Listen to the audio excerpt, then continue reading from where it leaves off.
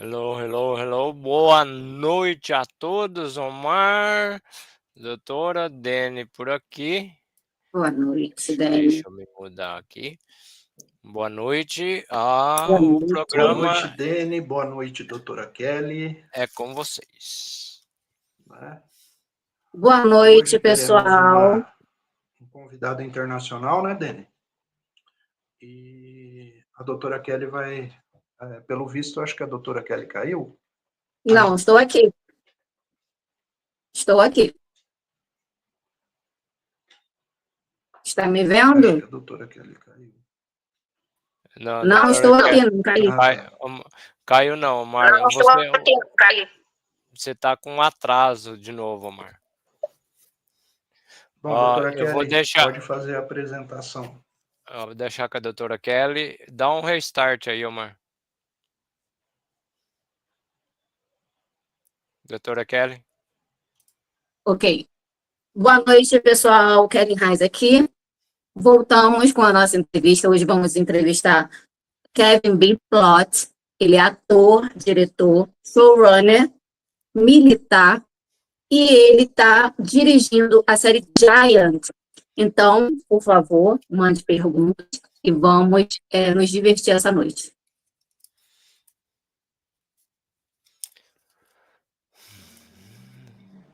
Hello, everyone. Good night. Good night.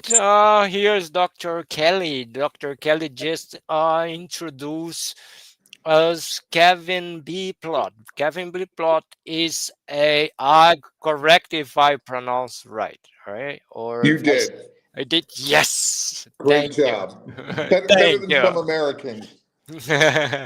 And Kevin is a director, actor, and he's directing in qual que é o nome da série que ele está dirigindo, que você disse? Giant. Falei correto?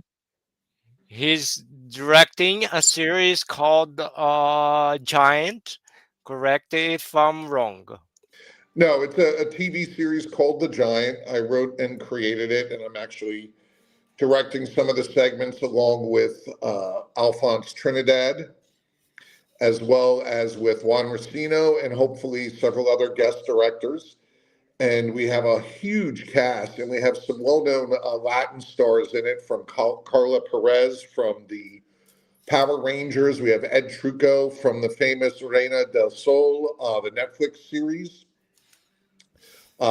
We also have Leah de Orzo from California, who's a known sportscaster and sports reporter out in California. And then we have people that you just had on your show, Kelly Pooling, as well as Anthony DeLongis, who are some of our producers, as well as you've got the famous Doug Marcaida, It Will Kill, playing one of the bad guys as well, along with his brother RJ Marcaida. And then for our camera, we have Larry Gress, along with a team of other camera operators, and behind the screens like Amanda Terry with the makeup and hair. We also have Doug LeBlanc on focus pulling as well as camera. And then for some of the important stuff with the show, we have some great sponsors like Patriot Tactical, Cigar Saver, 5150 Rifles, Everyday Armor. We also have Marathon Watch and Proper Uniforms, and all these companies do a lot with the United States military, especially Marathon Watch, Proper Uniforms, 5150, Patriot Tactical, and along with Moki Candles and Cigar Savers. So we're in good hands, and I'm very lucky that Kelly and Anthony were on your show first and did such a great job talking about their careers and as well as the Giant. And I got to thank you guys for having me on here.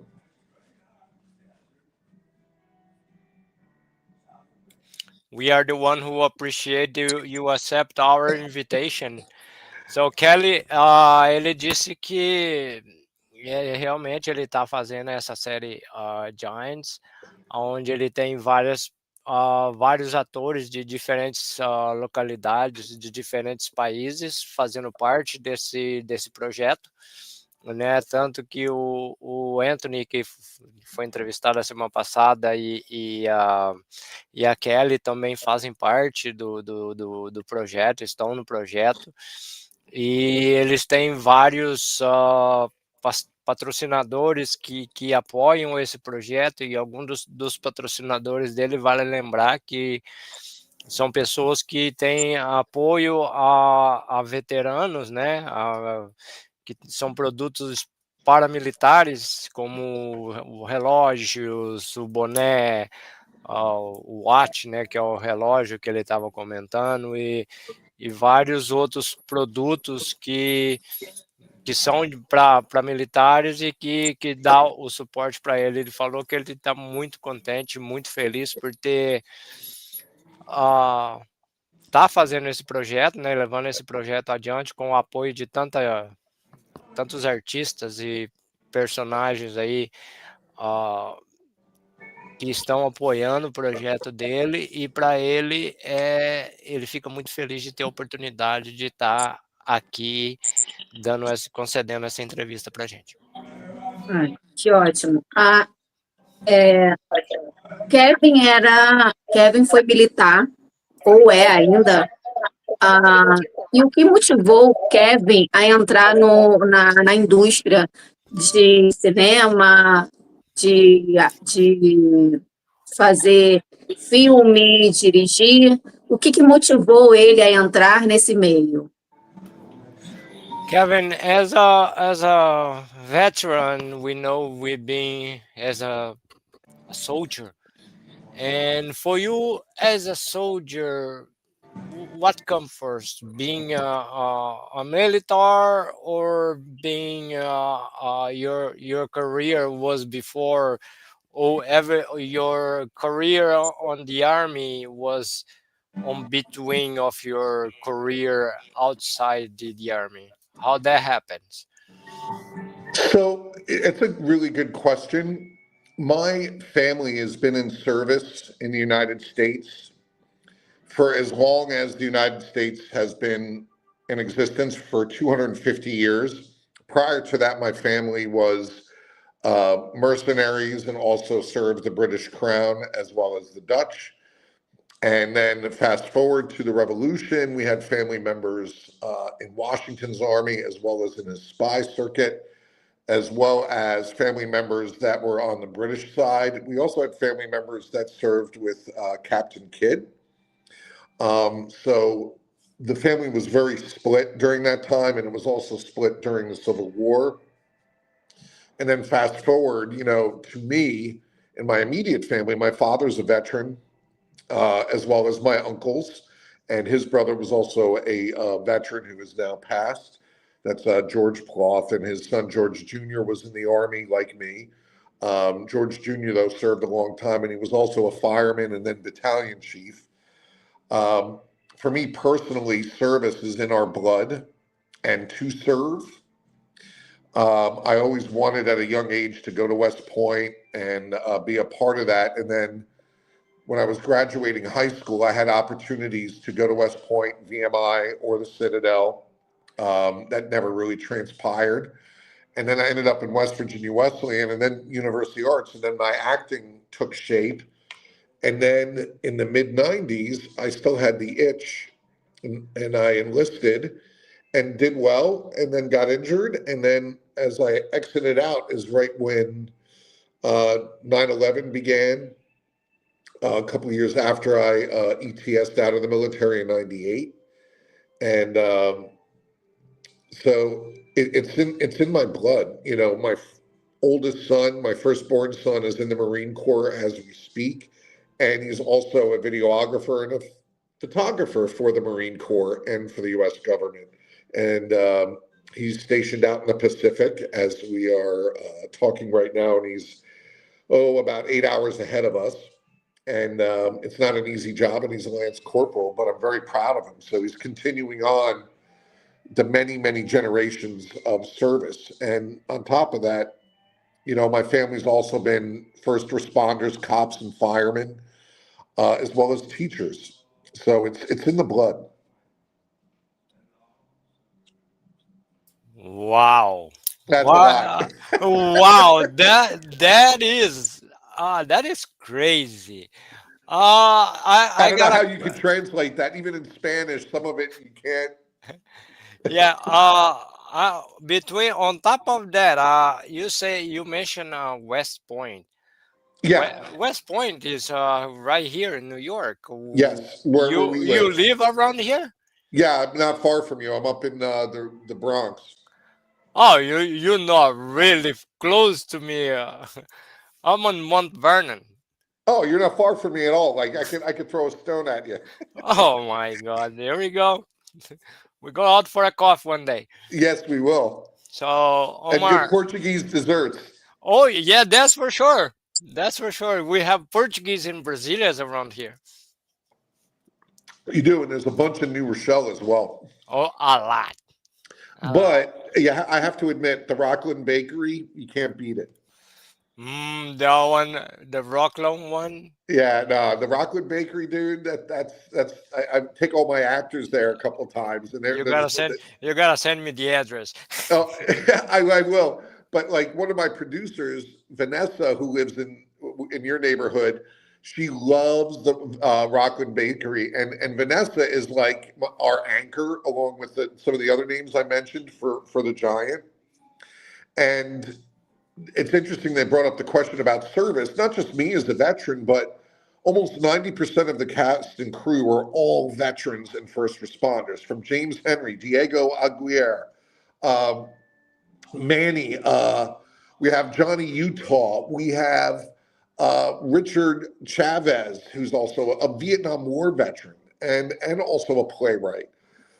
We have a whole bunch of other people, from David Adams, and the list goes on and on. In front of and behind the camera, Charlie Parrish, who's going to be doing all of our stunts and our fights, is an Army veteran. Um, so it's important to me because you know the difference between us and other people that are actors, we have the understanding of service and how it is to serve and not go beyond our needs. And that's one of the toughest thing is with this industry. It's all about money, and I'm not about that. I mean, I wish the military and first responders get paid what actors and directors and producers get paid, and they take a pay cut. I totally sign down on that. If you create a project, I sign in. And so I mean, yes, my stepson is was on the army for 12 years. wow, Yeah, that's a long time. I don't care yeah, what no, anybody says. More than he 10 years. That's half your life. yeah, no, he did the thing on Fort was in North Carolina, South Carolina, something like that. Yeah. He did over there, and then when he finished the boot camp, they sent him to Germany. Uh, He stayed in Germany on mission for I think like 2 years. When he come back, and they say, "Oh, if you wanna grow, you can go for do like a university or something like that." So he did. Interesting. Yeah, my cousin did the same thing, but my cousin was in for oof, almost 30 years. He was in Germany, then he did the first Persian Gulf War. Then, fast forward, he did 3 tours in Baghdad. Oh, Baghdad. Oh. Yeah, and that was it for him. And then when he got back, he retired out of that, and then was part of the Somerville Charleston Fire Department, became battalion chief, and he just retired 2 years ago. All right. And he's So, bigger than me. I'm 6'6", he's 6'10". So oh my God, you are a giant. I'm gigante. So let me tell them what we're talking because they are lost over there. They look lost and bored. I feel bad. Yeah. So, Kelly, Omar e todos que estão assistindo, desculpa aí pela longa conversa, né? Que ele acabou mencionando algo sobre. E eu também quero. I wanna do a question about that because if it's the same Makada that I know, is the one from the Forge and Fire, right? Doug Marcaida, yes. And Yeah. he's a veteran as well. He's United States Air Force. Oh, Dani, Whoa. Dani, fala pro Kevin que nós queremos o boné e a xícara. What's the Uh-oh. secret? You know, they just ask for the hat and the mug. É só Oh, they vendo want a mesmo. hat. They want me to get them a hat. He's getting to get them a hat. I will. I'll tell Cigar Saver to send them one, and I'll tell Doug to send them the mug. And it says That one from a guy. I wanna one sign it. Oh, I have a couple of his stuff. We just did Oh a my thing God, today for him with his Gran Fratello, one of his blades, and with Chef Luigi, which was a lot of fun. Oh, I love that guy, man. I'm a Oh, he's knife popular in collector. Latin America, my friend. Yeah, Huge. I'm a knife collector. Well, next time we got to get him on. I'll tell you how you can get him on the show. Oh, I would love to. Tell them, I'll get him on. So, Omar, então, ele falou que a pergunta sua, Kelly, respondendo a sua pergunta sobre o militar e a carreira dele, né, eu vou baixar o Kevin aqui para ele poder ficar lá à vontade e eu vou crescer vocês aqui. Ele disse que a carreira dele dentro da área militar vem há mais de 250 anos. A família dele toda serviu, né, como a gente diz aqui, serviu a América. Toda a família serviu a América, tanto como militar, bombeiro, polícia, professor. De alguma forma eles serviram, então isso de militar está no sangue. E ele complementou, foi a hora que eu indaguei ele sobre como a hora que eu indaguei ele sobre o que ele tinha comentado de Nova York, ele falou que uma boa porcentagem das pessoas que participam do filme, essas pessoas também são veteranos de militar ou bombeiro ou alguma coisa assim, de algum tipo de serviço, né? Ele falou que algum deles tem uma boa porcentagem que são veteranos, já estão aposentados de trabalho militar. Uma coisa que eu perguntei para ele, porque ele mencionou um local aqui nas proximidades que chama West Point. West Point é uma das mais conhecidas academias militares aqui de Nova York. Ela fica aqui nas proximidades da onde eu vivo. E foi o motivo que eu indaguei ele quando ele mencionou West Point. Mas ele graduou nas proximidades da Virgínia. E foi lá que a arte entrou na vida dele. E dali para diante ele estava trabalhando os dois até o ano de 1998, quando ele saiu do exército, porque ele se machucou. Ele saiu do exército e ficou somente com a carreira que ele faz agora. Aí eu mencionei, quando ele mostrou a caneca, na caneca é de um super conhecido showman aqui nos Estados Unidos, que eu acompanho ele num programa que os caras criam facas, sabe? Cada faca diferente, é uma competição criando facas.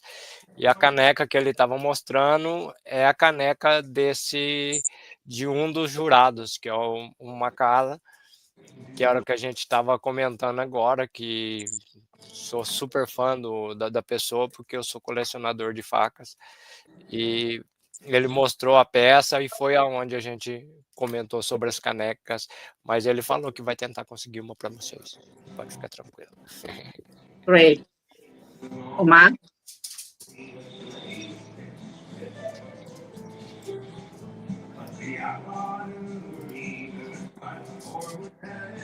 a pergunta que a doutora fez, mas eu tinha marcado uma aqui, que é como a experiência dele como militar influenciou na visão como artista e diretor de cinema, e diretor. Eu não sei se foi essa que você fez, não, né, doutor? Não, foi como ela como ele virou. Quando ele ingressou na carreira. The next question is. Deixa eu só fechar você aí, Momar. Você tá dando. The next question is how your life on the military comes to help you on your. Yeah, I kind of got it. The way I interpreted it is I thought he said, how did my experience in the military influence my art or the story? Exactly. You don't need a translator. No, I do. You guys speak más rápido, so I get most of the words, but not everything. That's very important. You go, boy. So what's really helped, and a good example, I'll bring up some names. Like in our cast, we have Cody Cowell, Vinny Gomez, we've got Rebecca Puzo. We have a lot of people that are not as experienced as some of the other bigger names like Jake Busey and Jeremy Miller and Anthony DeLongis. But one thing that gives me and a lot of the military guys an edge over all these people is the discipline. And one of the things in the military you learn very fast, and if you don't, you're out, is learn how to hurry up and wait. And there's a lot of waiting, and a lot more waiting. And keep waiting. And exactly. But what also helped is it really helps you to be more authentic, especially if you watch movies and shows. And it really infuriates me when they cast all these people in military roles that don't have any service experience or police experience. And you watch them blink when they shoot a gun and do all these other things that me and my guys would just never do. There's even people they bring on, I don't know where they find them sometimes, these tech advisors that either dumbify or do stuff because Hollywood wants it that way. And that's just not reality. And then the worst part is the audience and then people see it that way. And then when they're actually in reality, they don't know how to function because they say, oh, it was on like, well, no, that doesn't happen in reality. That's not what you would do. That's not how you would hold or level your sidearm, your shotgun, or hold a knife. Speaking of, I think I showed it before, but this is for you. This is the knife that we were testing, the Gran Fratello. I love it. Yeah, it's a big blade, dude. But it goes back again. You need some training to how to handle a lot of stuff because I've been on many, many sets where either the talent or the crew, they have a level of a professionalism of a P, and then you wonder why we have strikes and all these issues. And one of the biggest reasons is everybody has their hand out instead of hand up. Or what can you do for me? Instead of learning how to crawl before you can walk. And then not discounting people's art and giving people opportunities. And sometimes the smallest things turn out to be great. And the biggest things, like good example, and I'm sorry to out them, but like you look at what happened to Snow White, Mission Impossible, and all these other movies, they ended up not making the money that they grossly overspent on nonsense. And then you look at a cartoon like Elio and that do really well. And the sad part is that the military gives you a lot of things that the rest of the world doesn't. And the sad part is, though, with the military, the downside is they still don't prepare you for civilian world once you get out. They don't have an exit ramp. They don't have an exit interview. They kind of do, but they don't. There's more today than when I went in and went out than there was in my time, my brother's time, my dad's time, and before that. Usually when you were done with the military, you went home and went on with your life. And what we found is that's not a good thing, because mental health is an important thing as well. But the military has been so helpful in this industry, and even as an actor, there's a lot of things I could tap in a lot faster than your average civilian. That's a very important thing. My son used to say the same. For a lot of things that I learned over there as a civilian today, I don't think most of the civilians are prepared to be ready or anything else like that. You're right. It's 100% right. And that's the sad part, because you look at countries like Switzerland or whatever, we can make fun of them all we want. But if something happens, they're prepared. Every citizen knows how to use the gun or understand. Every citizen knows how to do basic triage and first aid. And I think that's very important. Like even in Israel, a lot of people poo-poo it, but I'm a firm believer of 2 years of service. I think that we should start doing it now with our kids that are in high school, everybody. And I don't care if you're rich, wealthy, or a politician, everybody's got to learn, because you learn how to work with people you normally wouldn't work with. Because the person to your right and the person to your left are the ones you depend on. And there's a phrase that I have, I don't know if you could see it, on top of my kitchen wall up there, but it says, we don't do what we do for what's in front of us, we do for what's behind us. And that means our families, the people we care about. We do for our upcoming kids, for our kids, though, the next generation that is coming now. Yeah, exactly. I totally agree on that too. Omar, ele disse que a carreira militar para ele ajudou e ajuda muito, porque muitos dos filmes, como alguns que ele mencionou, o Missão Impossível e um outro, que gastaram fortunas, né, para poder botar o filme lá fora, e não saiu tão desejado, tão bom do jeito que eles queriam, não conseguiram recuperar o dinheiro investido. E a mesma coisa aconteceu com um desenho, Hélio, que foi baixo custo e acabou explodindo, né? Então ele disse que sim, o serviço militar, o trabalho de militar influencia muito nas produções dele, porque ele sabe como, na realidade, como se segura, como se manuseia, como se controla uma arma ou uma peça com a experiência do militar. Né?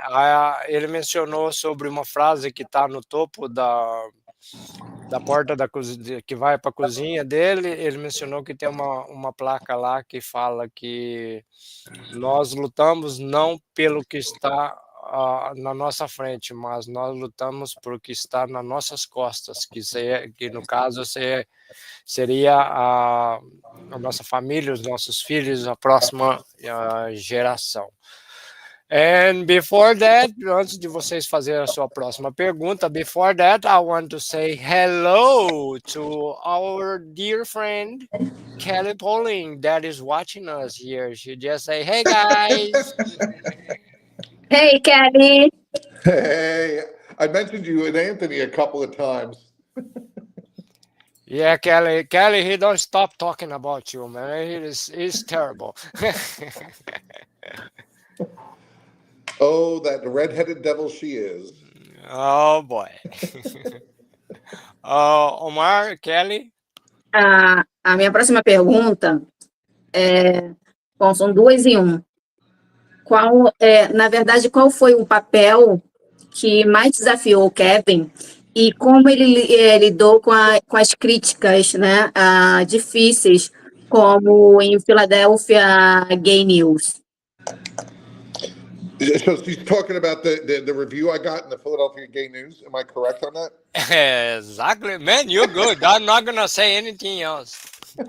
Go for it. So, I was attending University Arts, and it was my first big equity acting role playing Rodrigo opposite my dear friend and colleague, as well as one of the actors in the giant. He plays Mayor Vine as Michael Sean McGinnis, was Iago. And in the cast was Bob Hubbard, who was playing Othello. Tina Howe was Desdemona. We had, now my memory is getting a little bit fuzzy. Paul Wegar was our director. Suzanne Solby who's also in our cast, one of the most brilliant voice and speech people. She just got a great shout out for her work on her Delco accents with one of the actors from an HBO series. And she also did the movie Babylon as the mayor of not whatchamacallit, the one with Kate Winslet. She also did the accents for that. But anyway, Suzanne was part of the company, the Philadelphia Area Repertory Theater, PART, P-A-R-T. And so this review was spurned because the night before the individual was at one of our after parties of the show.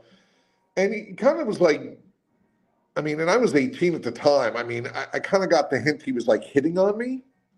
And I basically said in a not so nice way that I just don't fly with that team. I don't mind it. And I was flattered. But I think they took that as a really serious rejection. And because of that, they turned around and said my performance was flat and lifeless. And then they really gave Dina Howe a hard time. And Dina was a brilliant actress. She came from the Yale Drama School. She was a graduate of University Arts and a former student of Paul and Suzanne's, like myself. And, you know, I learned from that. And I always remembered that because I said, regardless of what people do to you in and around your life, never take that and then use it against them publicly. Because they rejected you in whatever way and then try to like tear them down.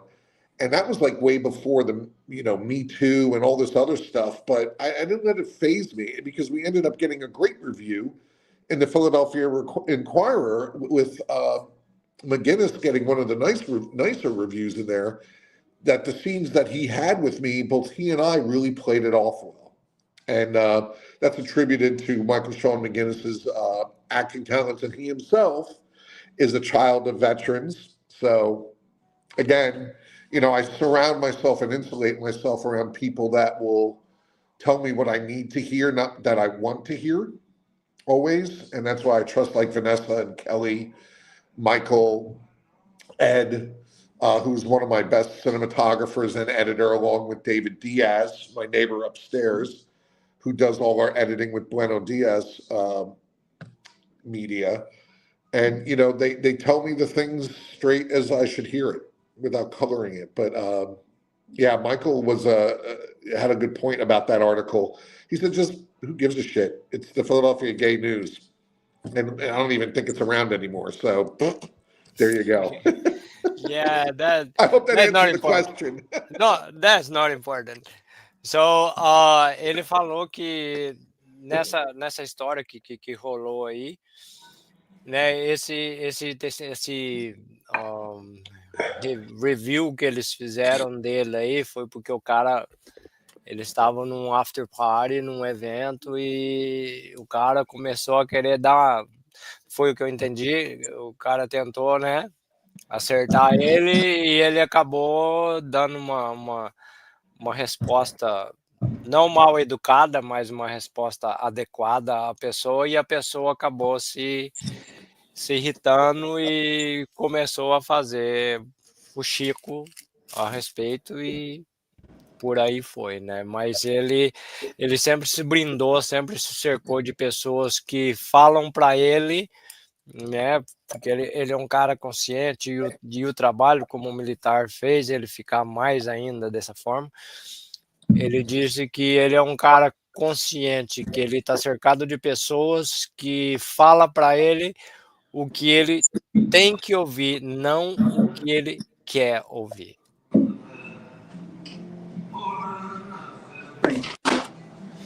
Aqui, ó. E lembrando, só para não esquecer, ó, o Kevin já mostrou aqui, ó, os nomes, né, dos patrocinadores dele ali, ó.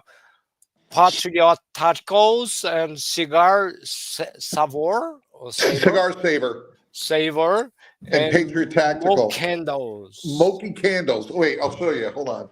Smoky Candles. I like candles.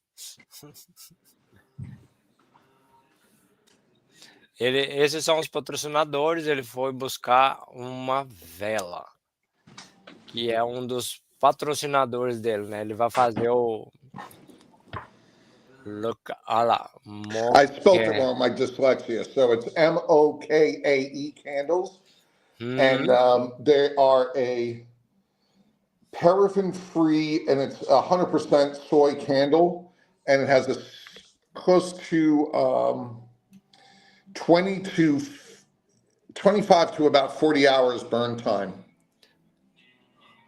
Oh, nice! They They're are made those... right here in Chicago. They also own a beautiful 2 locations, huge cigar lounges. And Omar's company, they do a great job, and they were also a big catalyst in creating the designs for the Giant, along with Patriot Tactical. And then Proper Uniforms, which is supplying all the sheriff uniforms and there's some of the bad guys' uniforms. You know, so I'm blessed with the people that I'm surrounded with and the products, because those are things I'm proud of. And the fact that it helps whatever they make off of the stuff that we use for the Giant or a scene, they get to keep that. I don't take any of it. A lot of people say, oh, you should. I'm like, nah, I don't play that way. They did enough by helping us and giving us the things that we need for a long time. And I always feel every little bit helps. And those companies are all veteran run as well. So, I mean, that says a lot about where my stance and my motto, like help those that have helped serve you, is one of our mantras and our company motto at Artemis. And Artemis is misspelled incorrectly for a reason because of my dyslexia, but it's also a short for Art I Miss. Artemis. So there you go. I like art. ARTIMIS. So Art I Miss. And it's misspelled. It's not like Artemis the Hunter. It's different, and it fits. And it's me, and it's, you know, one of the other things I always say with the team, I said, there's no me without the we. And I could not have gotten here without the help of Kelly and Vanessa and Larry and Anthony and Doug and Suzanne and Paul Wegar and Susan Spano, Cody and the rest of the cast, even Jackie McCarthy, Richard Ryan, you know, so we and even some of the bigger names. We've got Jerry Miller from the Growing Pains, and we even have Jake Busey, Gary Busey's son, Jake Busey from Starship Troopers, and we're working on several other bigger names. And one that really wants to join the team is the infamous and very well-known, talented John Savage. So the hardest part about this journey has been getting it to start shooting. And the funding has been a terrible thing because, and maybe they'll ask me questions about this, but you know, they want to throw money at all these big things that end up failing. And no offense, but our project has been winning just on the merits of the script that I wrote, the trailer that we have, and the artwork. You know, and you can't ask for more than that. I mean, the awards are piling up right over there. There's a Telly, there's another film award for the documentary that we did. So, I mean, the proof's in the pudding, you know, but it's not easy. And you just got to keep on keeping on and going up that hill and don't stop. And there's times where I want to stop and give up, literally almost every day, but I don't. And that's the Army. That's where the Army comes in again. And then the discipline and my family's discipline of service. You don't quit. Don't quit. I totally Keep agree on with. keeping on. Keep it up. Don't Keep quit. it up. Because if you quit one day, why there on the like the next 10 years you're gonna stop there one day and say why I did that. No, I mean that's So you're true, but the other thing is, I think that's the most important part. Is it's been very hard for me to try to enjoy this journey as well. People keep saying, "You should just be enjoying this," and I said, "Yes, but it's also a business, and it's also where I have people depending on me, and I had to several times pull the plug on things because people's health are important to me, people's mental health." But I also want to see these people thrive, like Amanda Terry, who's an amazing makeup artist, but she's also an amazing talent and a beautiful model and an actress. Um, so again, like Eli Jane, one of our producers and also one of our leading ladies, she's just an amazing talent. And what got her the lead role of Sarah in our meeting that we had, the first thing out of her, she goes, "I want to play love. I want to be love," because she's always getting these roles of the tough, badass woman. And this role really challenges her and is giving her something that a lot of other roles never did, and actually giving her more power and control. And she's also a producer along with Kelly. We've got a lot of women producers in this production. Vanessa's one, Kelly's one, Eli's another. So I'm fortunate. so And these things all you happen naturally without forcing issues or agendas or all these other nonsense that people are just trying to cram down everybody's brain, which is nonsense. Let things happen naturally and just be, and it happens. It's just the hard part is the funding part, but we'll get there. yeah, that's part of the life, to the part of the independent filming when you do that it is a struggle sometimes, but I can say on the end, you see when you see the final results, my friend, that is totally pleasure.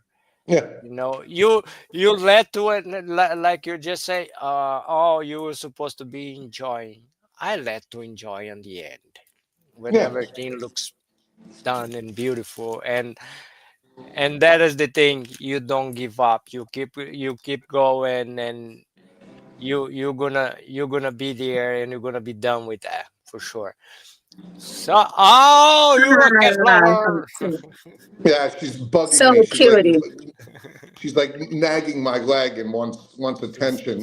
And the other one too does that while I'm doing stuff. So I have to give him a few minutes. So I apologize. No, no, no problem. I have one doing the same exactly thing down in my feet Right? right here. It's in the worst possible moments. My horses used to do that too. Like I'd be doing something, and the next thing I look up, they're like in my window. Like, come on. I'm like, all right, fine. Here I go. Here I go. Yeah, So, exactly.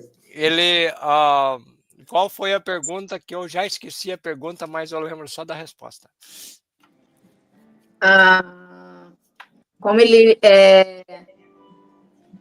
Como ele enfrentou as críticas na área de ator e qual foi as críticas de Filadélfia Gays News. Bom, essa do Gays News já foi que eu comentei, né? Que foi o cara que que não quis, né? Acabou indo em cima dele, aquela história que eu acabei de comentar há poucos minutos atrás. Mas a outra parte foi a hora que a gente estava conversando sobre de como as dificuldades que você tem com o trabalho. A maior dificuldade dele nesses projetos aí é o atual projeto, que é um filme independente, né? Ele tem que correr atrás de patrocínios, atrás de verbas, e ele tem hora que ele pensa em abandonar o barco e deixar tudo de lado e largar a mão de tudo, mas ele pensa bem e continua indo porque tem muitas pessoas que dependem dele.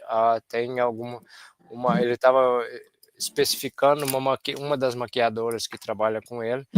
A menina é super profissional, uma ótima pessoa, uma ótima maquiadora.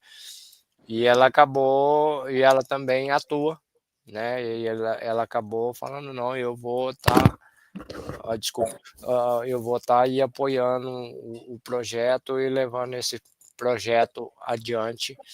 Que uma que eles gostam do trabalho do Kevin e outra que eles respeitam a amizade que ele tem com ele e ele gosta de ser recíproco com essas pessoas com qual ele convive, né? Então, é isso aí, gente. Mais 5 minutinhos. Omar?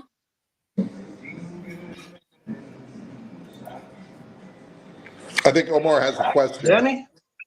Vai lá, Omar.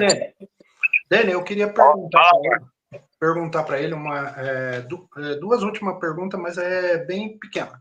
Eu queria saber como ele iniciou a carreira dele como ator e diretor, né? Como iniciou. E eu queria saber a opinião dele sobre um debate que eu vi hoje que eu acho muito interessante a opinião dele como diretor sobre isso, né? Hoje eu vi o pessoal brigando porque agora lançaram uma atriz que ela é feita de inteligência artificial. E eu queria saber a opinião dele sobre a influência da inteligência artificial no cinema, se ele acha que pode tirar o trabalho dos atores. Okay. So, Omar have two questions. We're gonna put two questions. Let me mute Omar.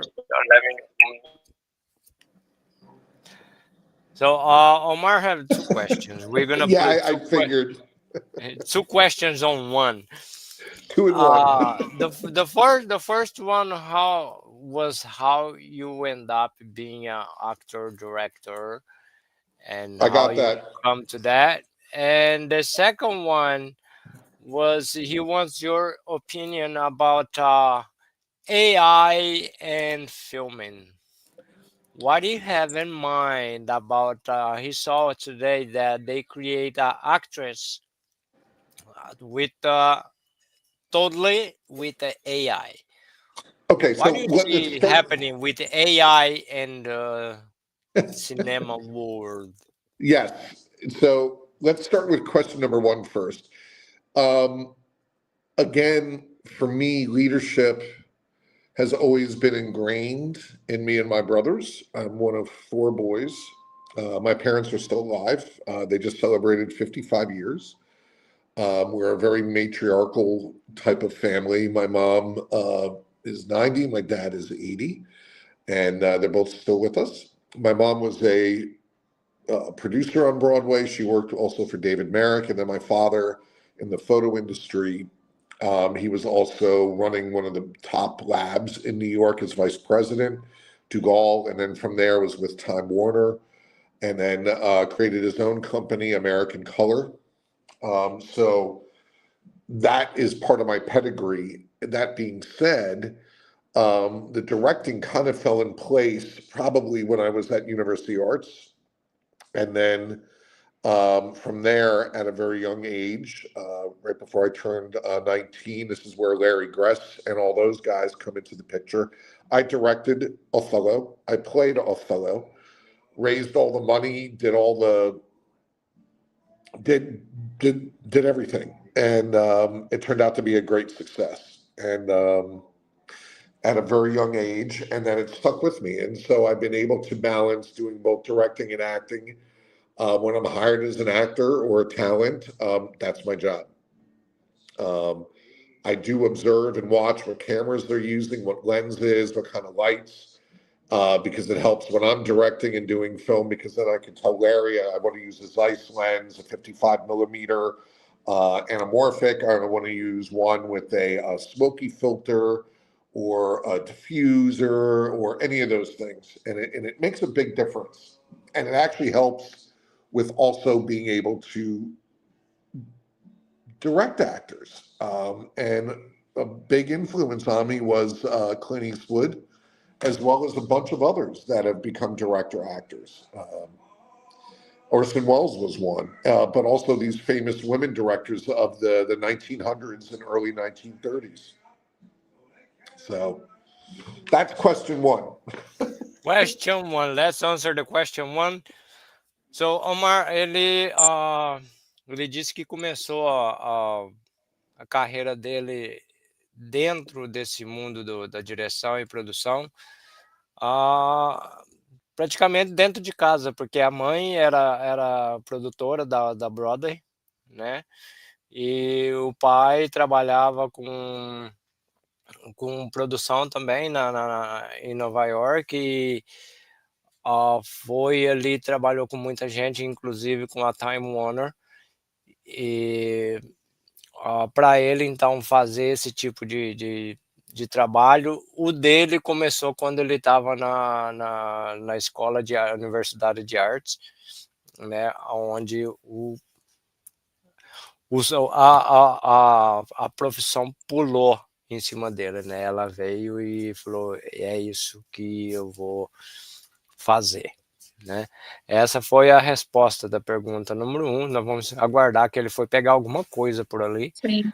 né? Até ele retornar. Mas pelo que eu entendi também, ele vive aqui nas proximidades, não muito longe da cidade onde eu vivo. Ele falou que ele está no Bronx e eu estou praticamente quase que na divisa. Ele voltou.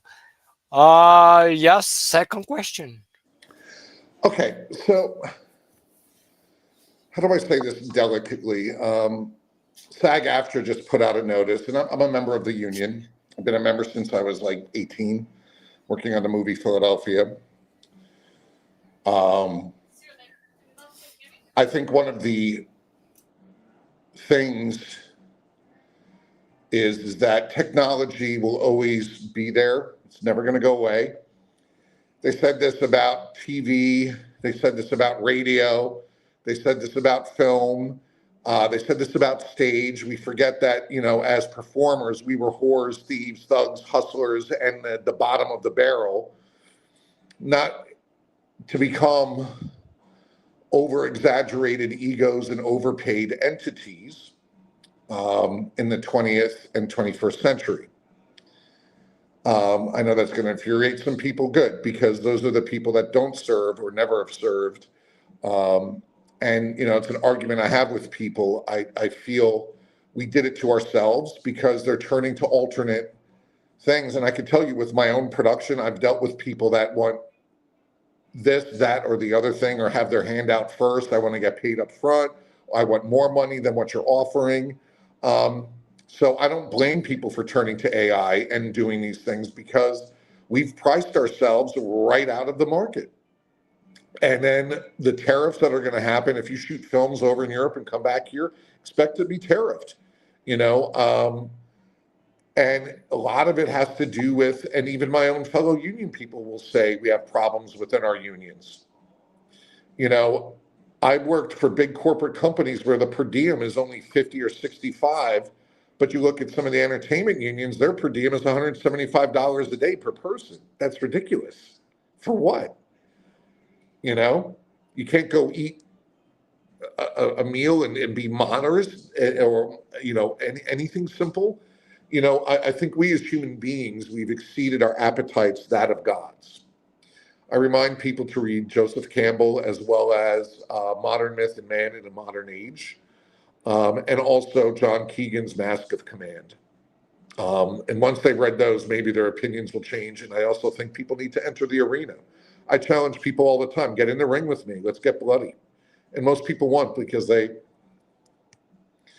and whatever.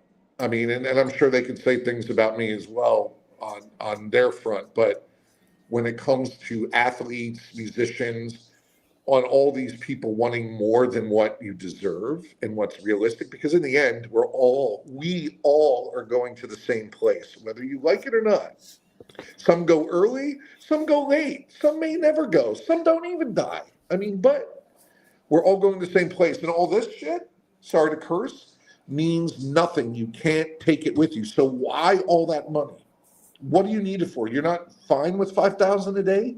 You need 20,000 a day? You got to be kidding me. You need all your friends to come with you and hold your hand? You know what? Go in a closet and go pound sand is what I tell them.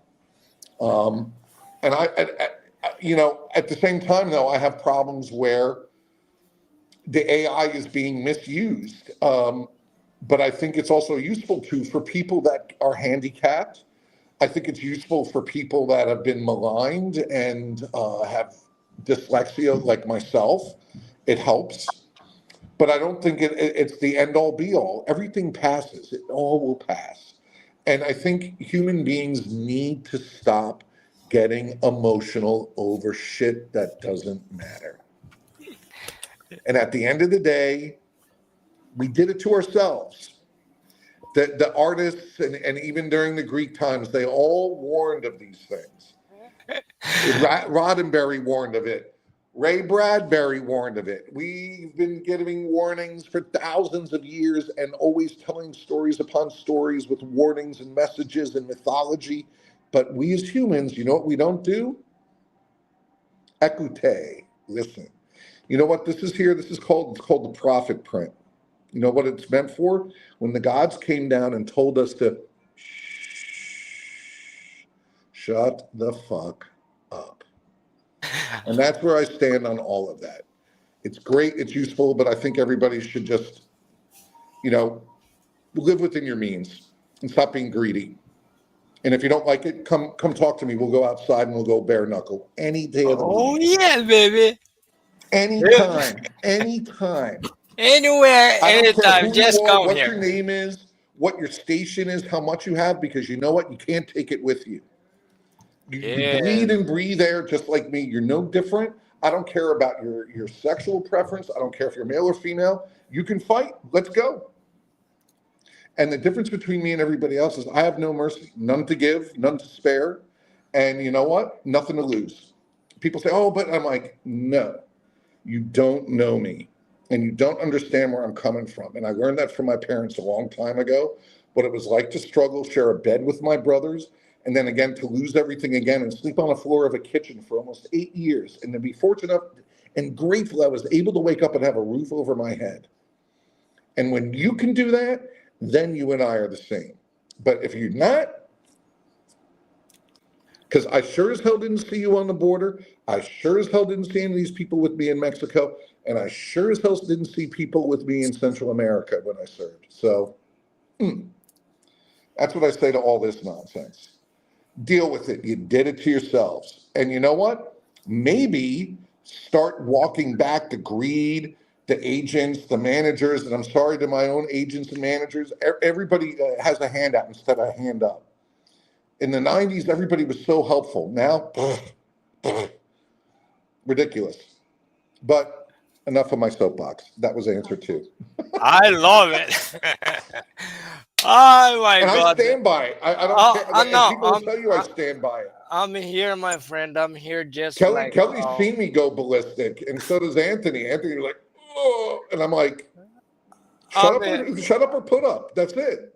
Yeah, I'm here just laughing. I say, this guy, he's one of mine. I love the way you think. That's the Thank way you. it is. At least someone does. A lot of people don't, but the ones that But don't. you know what's the problem? You know why is the problem that they don't? Because they is like exactly what you tell on one of the questions back there where you say, Oh, in the Army? Yeah. yeah, I block myself. I protect myself with people that tell me what I need to listen to. Not what I want to Seriously. hear. Not what I Yeah. want to hear. Not what I want to hear. What people, yep, I haven't seen. That's what Kelly said. This is an argument I have, like even with my significant other, and even individuals like her. They go, "What does that mean? I don't get it." And I'm like, "Well, then you don't get it. Like what you need may not be what you want, and what you want may not be what you need. If you can't comprehend that small aspect, and what I call Kevin's Mighty Five, how you think, how you behave, food, clothing, and shelter, and how you think is really important. How you behave, it's dependent on the situations and the environment around you.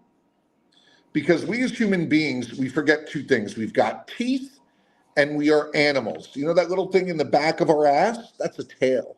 So we still have that fight or flight mentality. But that is key. How you think, how you behave, food, clothing, and shelter. And That's all what you then, need.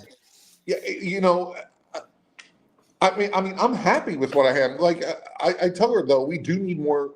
I need a space where I need to work. I'm tired of cleaning off my dining room table and doing my work. I want a workshop. You know, I want my son to be able to have one too. You know, go outside and play. You know, you can't do that living in the city.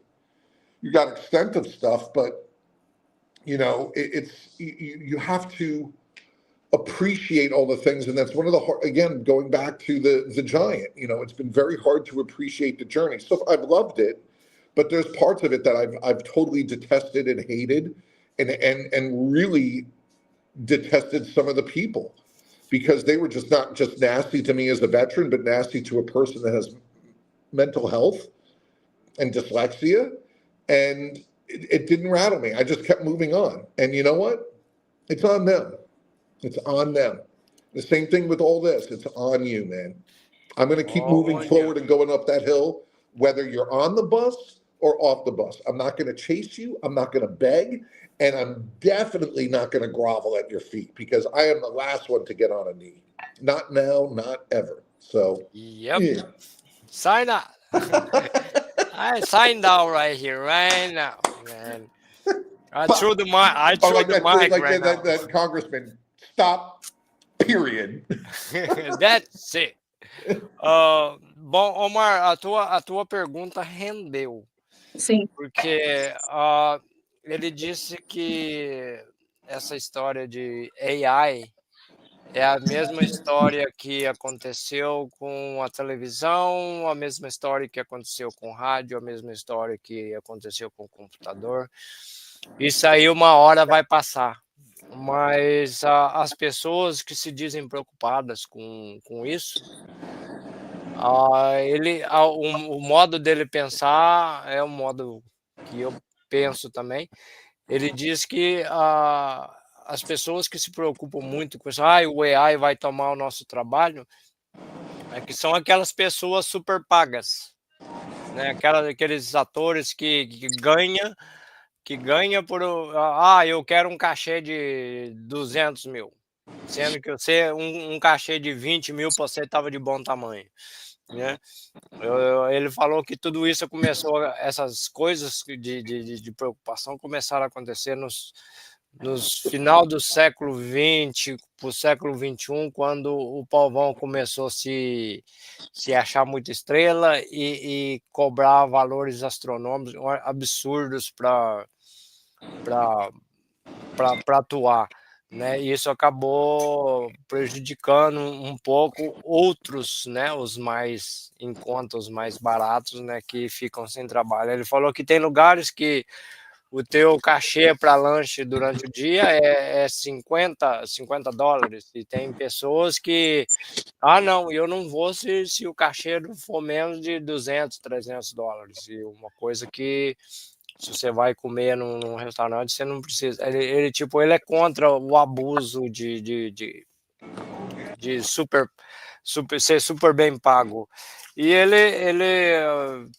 soltou algumas palavras, uns palavrões aí, né, falando, mas ele se justificou, ele falando que é porque tem pessoas que choram tanto, né, de barriga cheia, né? Ele tá super satisfeito com o que ele tem até hoje. E aí aquele negócio, quer, não vou repetir, né, mas quer, não quer, tchau, meu filho. Então, é o que ele faz. Muitas pessoas já criticaram ele, né? E pelo esse jeito brabo, eu conheço alguém que é igualzinho, mano. Desse jeitão, brabo, é desse jeito, Omar. Então ele falou que é isso aí, esse é o jeito dele. Se a pessoa gostou, bem, se não gostou, goodbye, né? Tchau. That was a lot. Yeah, if you like, good. If you Were they don't, laughing? goodbye. I can't, they're so tiny on my screen. I couldn't tell if they were laughing or not. So, Omar, deixo contigo, nós já estouramos. Sim. Deixa eu desbloquear o Omar aqui. Unblock Omar. Bom, Dani, eu só Ficou mudo. Eu tô mudo.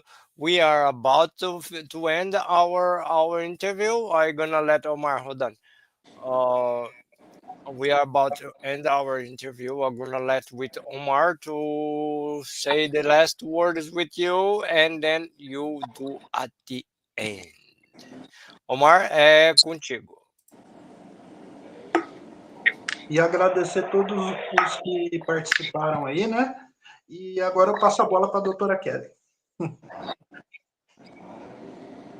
Vamos primeiro agradecer ao Kevin pela sensibilidade de nos conceder essa entrevista maravilhosa, esclarecedora. Também tivemos probleminha no domingo, mas já foi restabelecido. Peço também desculpas ao Kevin, mas imprevistos acontecem. Agradecer ao Kevin imensamente pela essa gentileza de entrevista, ao pessoal que passou por aqui, mandou perguntas, a Kelly, que passou aqui também, uma querida, love you, Kelly, e Anthony, e agradecer a todos que passaram aqui, ao Dani, ao Omar, claro, e por essa entrevista tão graciosa e interessante. There we go. Put him back up over there, Mr. Kevin. She really appreciate you take a time on your in your life and come here to talk to us, to talk to the Brazilian spectators. We and in my name of Dr. Kelly, Omar, and me, we really appreciate your time to come here and tell us a little bit about all the things that you do. Me especially, I want to say thank you very much for your service. No, thank you. Make sure you reach out to me, get my information from them. I really appreciated your service. So not only yours, but your entire family. Thank you. I really appreciate that you take a time in your life to serve and protect us. Thank you very much. Well, I always will. I mean, as long as I can breathe and move. And interesting enough, I have an affinity for the Brazilian people in Brazil, and I think that's because of my father. My father, when he was a photographer for the government and was doing stuff for National Geographic, he spent a lot of time when he was with the Coast Guard in Brazil, in Sao Paulo and Rio, and got to see Brazil in the 60s and a lot of South America in the 60s during a time when South America was really turbulent, like Paraguay, Uruguay, Venezuela, Argentina. Spent a lot of time in Peru and Chile. And he loved Brazil, and that kind of rubbed off on us. Just not only the culture, but the food, the people. And so I kind of thank you guys for having me, because it's a great resource, as well as amazing people. And there's some great stories there. I mean, a lot of stuff. And Bolivia, after Simon Bolivar, like Bolivia, and Brazil, and with the Portuguese connection, and it's just amazing. And the Amazon, you can't get better than that. Like the Italian, forget about it. Forget about it. Yeah, so we like he says, it ain't over. Oh, Yogi Berra. Oh, there it is. Yankee. Oh yeah, you see all my Yankee stuff. Oh, you are a Yank fan? Oh my God, I have stuff going back to the 1920s. Yeah, I'm huge. You go like on the games when you go to the parking lot and stay with the barbecue? When I can. I haven't done it in a while. Like I have to say, one of the greatest things about in this industry, and I've been very blessed. I got to cross one thing off on the bucket list. I got to be in that movie Levy because I played college ball, and I got to wear number 99, a Yankees uniform, before Aaron Judge was even on the team, and got to be in the dugout, got to be on the field. So I mean, that was as close as I was ever going to get being a Yankee, and it was awesome. It was like best experience, getting paid decent pay to be a Yankee, to play a sport that I love, to be in a movie about a veteran and her dog, even though she wasn't a veteran, the actress, but they made a nice attempt. And, it was so cool. And being in on the field in Yankee Stadium, you cannot get better than that. You just can't. Well, that's it. No, no, That no is, that's better it. pay than that. No, that was like, shoop, bucket list, On it. Omar, ele agradeceu muito, Omar e doutora Kelly, ele agradeceu muito pela oportunidade de estar conversando com vocês e com o pessoal do Brasil. Né? Ele tem um carinho muito especial pelo Brasil, que nos anos 60, o pai dele teve, né, no trabalho militar, teve aí pela América do Sul, né, na Bolívia, Peru e outros países, também chegou a conhecer o Brasil, e ele está muito feliz de ter tido a oportunidade e de estar fazendo essa conexão com os brasileiros, que é um povo que ele tem muito carinho e muito apreço por ele.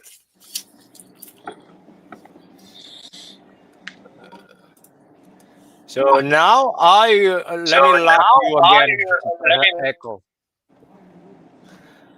All right. So Kevin, yeah. Again, thank you. We are done for the night, but I really appreciated all your time. And once again, thank you very much for your serving, not just yours, but your entire family, for serving and protecting us. And I hope to see you around here anytime you passing by Mount Vernon. Definitely reach out to me since you're close. Yeah, definitely. Since you're over in Mount Vernon, definitely let's go grab a coffee and shoot the shit. And thank you for letting us showcase the Giant and having Anthony and Kelly on, and getting to shout out some of the amazing cast and crew, from Larry Gress and Vanessa Thorpe and Eli Jane, and David Diaz and Ed Trucco, Michael Sean McGinnis, Suzanne K. Solby, Susan Spano, Jackie McCarthy, Cody, Richard Ryan, as well as Diego Aguirre, and Carla Perez. I mean, we've got a great bunch of people. Charlie Parrish, Jordan Bennett and his wife Jessica Bennett, in production, Amanda Terry. So, I mean, and all our sponsors, I can't complain. Patriot Tactical, Cigar Saber, I mean, even Doug Marcaita's blades.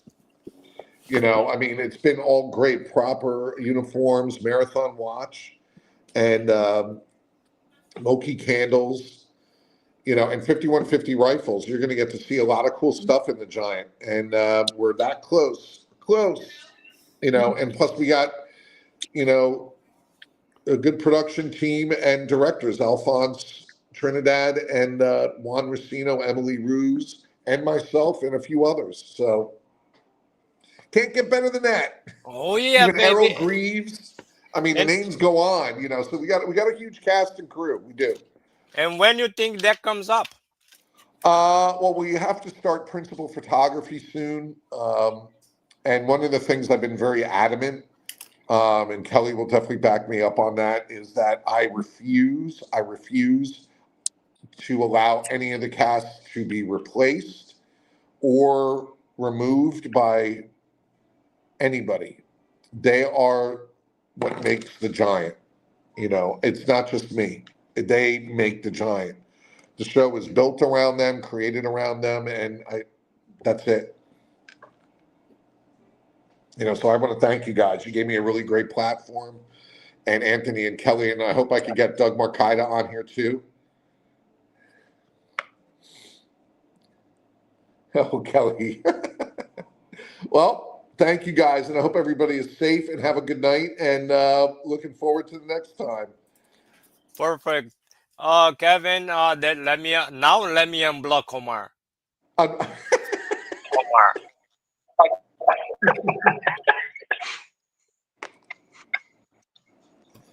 Ele agradece, eu só tô bloqueando você porque tá dando eco pra mim. Eu só tô bloqueando você porque tá dando eco pra mim. Não, você tranquilo. Thank you, Dr. Kelly. Thank you, Fica Omar. tranquilo.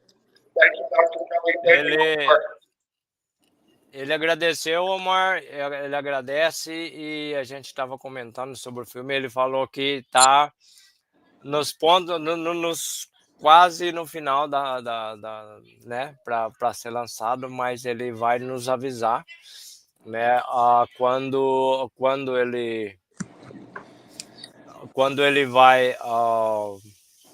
vai ser lançado. Aí ele ainda comentou que tem o Macada do show que eu estava falando, né? Ele falou que vai trocar ideia com o Macada para trazer o Macada para entrevista aqui, Omar. Hey, Robert, come here. E aí o Dogma, exactly, yes. A Kelly também já comentou aqui, ó, sobre o Doug. Yeah, Doug Marcada, that would definitely be great. Wow. That one, my friend, I don't want to do like, I just going to be here, like, just listen. Because and tell him, bring some knives, show some knives. Oh, he will. He never leaves home without them. Come on. Hey, Robert, come here. Look at that. Okay, let me close the show. Don't go anywhere. Let me close the show.